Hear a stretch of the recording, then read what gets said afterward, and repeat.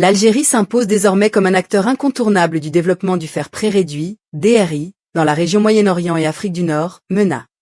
Grâce à des projets en cours dotés d'une capacité globale d'environ 5 millions de tonnes par an, le pays consolide sa position parmi les nations les plus engagées dans la transition vers une industrie sidérurgique à faibles émissions.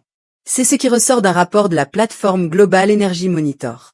Selon ce document, l'Algérie se hisse au 2e rang régional en matière d'extension des capacités de fer pré-réduit.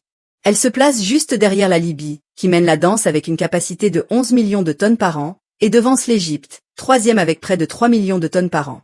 Un podium qui témoigne d'une accélération notable de cette industrie verte dans la région. Ces projets reposent sur la technologie de la réduction directe du fer, DRI, Direct Reduced Iron.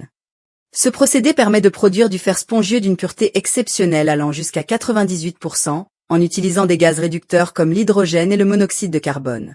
Le produit est ensuite transformé en acier via des fours à arc électrique.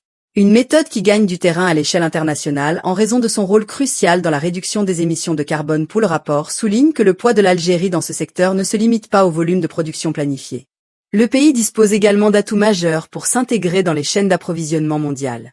Le fer pré-réduit peut en effet être transporté après sa transformation en briquettes de fer chaud, HBI, offrant une flexibilité logistique bien supérieure à celle du fer produit par les hauts-fourneaux traditionnels. À l'instar de ses voisins régionaux, l'Algérie bénéficie de leviers stratégiques pour devenir un hub du marché de l'acier vert.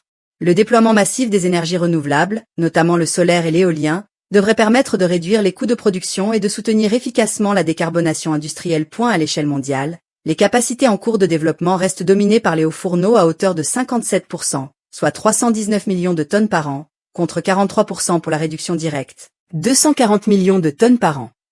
Toutefois, les experts prévoient une augmentation significative de cette seconde catégorie si les projets annoncés se concrétisent. L'intégration de l'hydrogène, en particulier l'hydrogène vert, dans les processus de réduction directe s'impose comme la tendance forte du secteur.